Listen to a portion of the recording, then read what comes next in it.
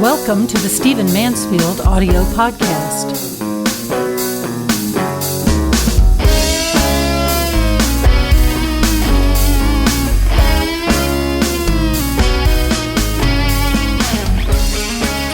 Since this is my last podcast before the 2016 presidential election on November the 8th, I imagine many of you think that I would comment on that I would make predictions, that I would talk about what's coming in the next months. But you know what? I have talked about this so much. I have talked about the themes. I have talked about my predictions. I have talked about the faith themes in particular so much that on this, the last podcast before this election, I'm not going to talk about it at all. Instead, I want to talk about a movie that is coming out tomorrow that I think might just help our country recover from what this election has meant to us. This election has been a bit of a mud bath for all of us, and I think that many of us are hoping that we can revel in something more noble, that we can remember greater times, that we can certainly drink in nobler themes, and that's what this movie is going to allow us to do. The movie that I'm talking about is called Hacksaw Ridge. It will release November 4, which is tomorrow as this podcast is coming out, and it is a pretty phenomenal movie. It's produced by Mel Gibson, directed also by Mel Gibson. It is distributed in the U.S. by Lionsgate. It's based on a documentary that was called The Conscientious Objector, which was written and produced by a friend of mine named Terry Benedict. Now, I've only recently gotten to know Terry, but I'm very impressed with him and his work. But this movie that's based on the doc Conscientious Objector, on the life of Desmond Doss, is going to remind Americans of who they are. It's going to remind us of some of the great faith themes. It's going to remind us of the nobler side of American history, something we desperately need after this horribly tumultuous presidential election. So let me tell you a little bit about this film, a little bit how it impressed me, a little bit about what I think it can mean to all of us. The film, again, is Hacksaw Ridge, and it depicts the life of a man named Desmond Doss, who was a Seventh-day Adventist Christian at the time of World War II. He wanted to serve in the military, even though he was a conscientious objector, which means that he didn't want to carry a gun, didn't want to touch a gun, didn't want to kill anyone, but he did want to serve. Unlike the British during World War II, the United States did not really have a track for conscientious objectors. They normally just kept them out of the military. But Mr. Doss wanted to serve in the military. He just wanted to serve in some non-combatant capacity. There were hearings about this. He was threatened with court-martial. You'll see all of this in the film. But eventually he becomes a medic, and he finds himself with his unit at the Battle of Hacksaw Ridge, which is part of the larger battle for Okinawa. It's bloody, it's vicious, it's violent, and as many of you may know, because perhaps you've read the story of Desmond Doss ends up saving so many men in this battle, again, as a medic, as a conscientious objector, that he is the only conscientious objector in American history who is awarded the Congressional Medal of Honor. You actually see that happening at the end of the film, and I'm giving nothing away, because, of course, we have this film, these recordings of these events. They're fairly recent in our history. Desmond Doss would save 75 men. Again, I'm giving nothing away about the film. This is all known before you even get there. The power of the film is the way it tells the story. I am excited about this film because it treats a faith story, and it's a faith that's not exactly mine. I'm a Christian, but I'm not a Seventh-day Adventist.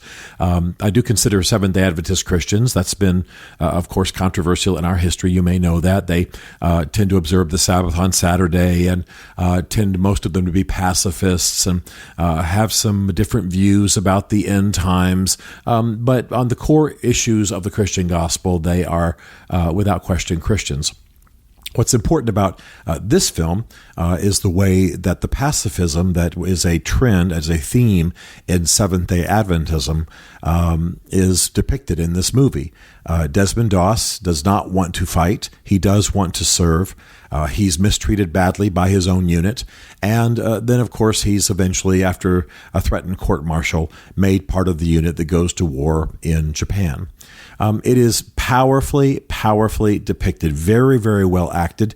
Andrew Garfield, whom you may know from other movies, you can look him up. Andrew Garfield plays Desmond Doss and does so beautifully. Very good acting. Very powerful.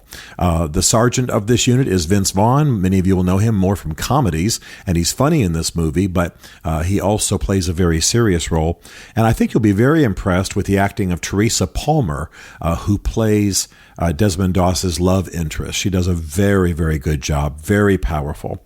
I love the faith theme in this movie, and I love it because it is depicted in a I want to say a manly way, a powerful way, a strong way.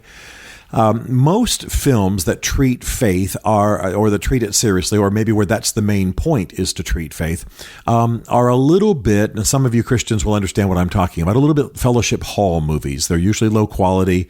They don't have anything else in it that's strong because it's got to be shown on a Sunday morning in Sunday school. That's sort of the standard. There are certainly films that treat faith that do better than that. Of course, the film that Mel Gibson did about the crucifixion of Jesus is very, very powerful. And there are other films like that have been depicted that in major Hollywood films that have to do with faith. But this, in my view, just as a depiction of faith in a real world way, is perhaps the best. The reason is that it does not, the theme of faith does not require, Mel Gibson and the other writers and directors, does not require that the film be sanitized. I don't need for any of this to happen, but you do have cussing.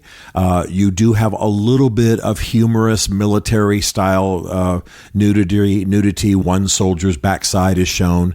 And I need to warn you, please hear me, this film is very gory. It's not just that Mel Gibson is taking off. It is that this battle, as almost all battles are, is very, very bloody. And Mel Gibson determined to tell this battle honestly, to describe it, to depict it honestly. And the reason is, of course, that you need to be able to feel some of the horror, not only so we relate to the men who went through it, but so that we understand the heroism of Desmond Doss, which is really the central theme in the film. So be prepared. If the first 20 minutes of The Search for Private Ryan was gory in your mind, and it was in all of our minds, this is as bad, if not worse, largely because it's longer and it's probably a little bit gorier. The first 20 minutes of Saving Private Ryan was stunning, shocking, intended to be. A man's face is blown off in front of you. People are shot in front of you. There are body parts laying on the beach at Normandy. But this goes on a long time. And so you need to be prepared for that. Obviously, I'd like to see as many of our young people go to this film as possible. Parents, you'll have to make that decision. But you will see bodies open. You will see guts spilled out. You will see legs missing, etc. So be prepared. But while I don't need to see crassness, nudity, hear cussing in a movie to be moved by its faith theme, I do delight in the fact that the film embeds faith in the otherwise crusty world of war. And that's very front and center, very powerful. You simply could not have had a medic during World War II in the middle of a horribly bloody battle tending bodies without somehow showing the kind of bodies he was tending. I mean, this man was, tourniqueting off legs that were missing from the tourniquet down. He was packing open belly wounds. He was doing things that are just almost gross to describe. But that's the reason he's a hero, and the fact that he saved 75 men in the process, and in a way that it'll be hard for you to even to believe, is what makes this so moving. So it's inspiring as an act of heroism. This story, it is inspiring as a courageous stand of faith, and there are also some other themes in this. One of the storylines I like very much is when Desmond Doss's father, who is portrayed by a man you will recognize from The Matrix, steps up to defend his son. Again, I'm giving nothing major away about the film. He's a World War I soldier who has been traumatized by that experience, and he speaks in behalf of his son and does so almost as though he's the voice of the departed from World War I. I think it's extremely powerful. themes are dealt with. Love interest is handled beautifully. And camaraderie comes together. And at the end of the film, you see a few scenes from the documentary that my friend Terry Benedict made. I think that every American should see this film. I think you should take everybody in your family whom you believe can see it without being traumatized by the gore. I think it's going to remind us Americans of the best of us. It's beyond just the John Wayne film. It's beyond an old World War II film. It's beyond most of what you've seen before.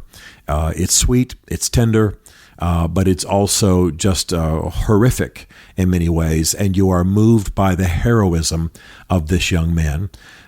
He is buried, by the way. He's passed away now, as you'll learn at the end of the film, and he is buried in Chattanooga, Tennessee, which is about 2 hours from where I'm sitting right now in my office in Nashville. And many of you who live in this area will want to probably make pilgrimage down there and visit the grave of Desmond Doss. In fact, that would be a great trip for some school classes and so on.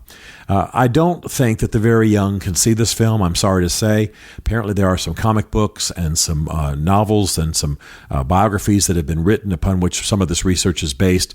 Maybe you need to go in that direction. But for adults, certainly, and for older teenagers, and that's a judgment call by parents, I highly recommend this film. When it was shown at the Venice Film Festival, that's a fairly cynical crowd of experienced moviegoers, it received a 10-minute standing ovation. When I went to a premiere here not long ago, it also received an ovation.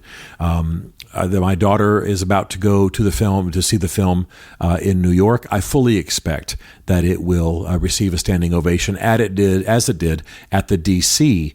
premiere. I was not there, but I heard later it too received a standing ovation. So this is a film that is moving people. It's inspiring people. It's a true film. I would see the movie first, and then I would definitely see the documentary written by my friend Terry Benedict, called The Conscientious Objector. This is a very, very important movie. It's received a 93% on Rotten Tomatoes. Some of you who don't know Rotten Tomatoes and what that is will wonder why I'm mentioning Rotten Tomatoes, but that's a movie review site that tends to be fairly hard on movies, and to receive a 93% is like receiving an A+++. It's almost like receiving an Oscar for the film. Pretty stunning. I think you will find that this reminds us who we are as Americans, inspires us about faith, cleans us up maybe just a little bit from the mud wrestling that we've all been exposed to in this recent election, and perhaps sets us on a path to restore some of the greatness of America before it's too late. Go see Hacksaw Ridge. Be sure and write about it, do social media about it. If you're using Twitter, you want to use hashtag Hacksaw Ridge. If you'll go on the Hacksaw Ridge website, which is easy to find, you'll find there's also a site for resources. All of this is extremely important. This is going to be an important movie for us. There's already, of course, Oscar buzz, as there always is. And I want to say as a final thought that while I certainly understand that Mel Gibson has misbehaved, the way he behaved when he was drunk and was arrested for, driving erratically and what have you is just atrocious. I've read Esther House's ebook about Mel Gibson and was grieved to see how Mel behaved in so many circumstances. But I believe he is being restored.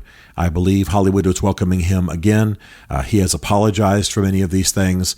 Mel Gibson is never going to be smooth and completely socially acceptable. But I am delighted to see this gifted filmmaker not only making films like this, but also being welcomed back, as he should be. And we don't know yet what the other films are that are out there, but I'm hoping that a Best Director Oscar is his in the future. Stephen Mansfield is a New York Times best-selling author, a popular speaker, and a frequent faith and culture commentator on Fox and CNN. His groundbreaking books on faith and society include The Faith of George W. Bush, The Search for God in Guinness, Mansfield's Book of Manly Men, and The Miracle of the Kurds. His new book is Ask the Question: Why We Must Demand Religious Clarity from Our Presidential Candidates, available on Amazon. Learn more about Stephen at stephenmansfield.tv. The Stephen Mansfield podcast is directed by Isaac Darnold, who also wrote, produced, and performed the podcast theme song. This is a Chartwell Literary Group production.